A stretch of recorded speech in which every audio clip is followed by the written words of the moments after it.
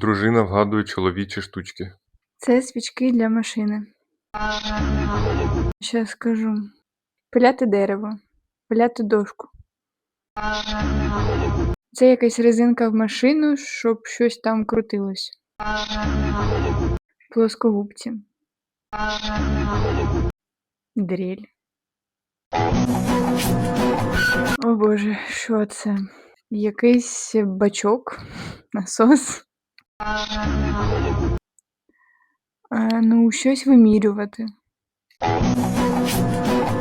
Якийсь радіатор, батарея якась.